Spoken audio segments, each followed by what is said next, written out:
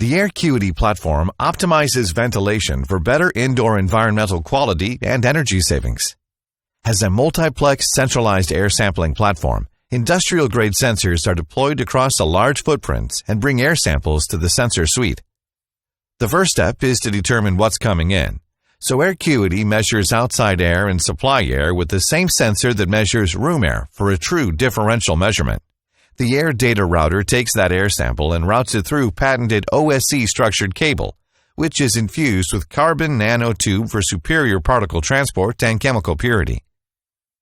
Next, the air sample arrives at Aircuity's sensor suite, which uses differential measurement and evaluates the sample based on the system's sensed parameters. A decision is then made to increase, lower, or sustain current ventilation levels. Aircuity sends a command to the lab or BMS control via BACnet, and the control system responds and adjusts the ventilation level accordingly.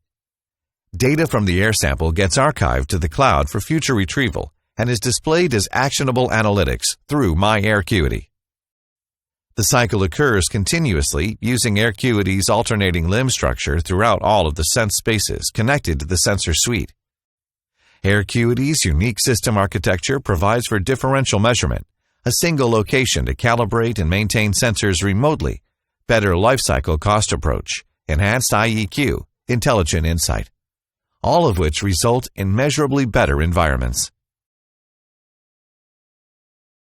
Now that you know Aircuity is uniquely designed to deliver energy and carbon savings while enhancing IAQ through its patented platform, we will show you how Aircuity works within a typical laboratory arrangement, integrating with other lab controls for fume hoods, temperature, and pressure regulation.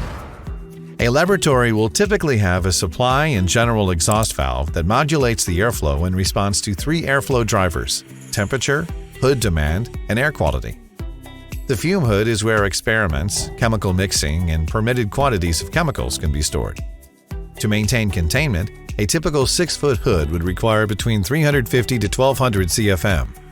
Snorkels and other capture devices also require airflow, and all such devices create a minimum flow which must be met via the supply air.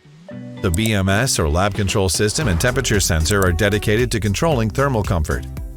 Aircuity is sensing in the general exhaust for any air quality events that occur in the room, not in the hood. The BMS or lab control system is going to then high select, meaning it will provide enough to meet the highest flow demand, whether that is the temperature, fume hoods, or Aircuity. Here's an example situation. Assume both the fume hood and temperature are satisfied and the ACH is at the day set point of 4.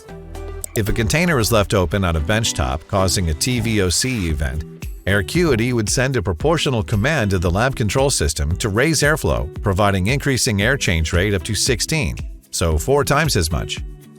EH&S can then go to myaircuity.com and see which sensor triggered the event, the magnitude of the measurement, the corresponding reaction of the room's ventilation, and when the room is back to an acceptable condition. Minimum air change rates are always applied based on ASHRAE assigned risk levels.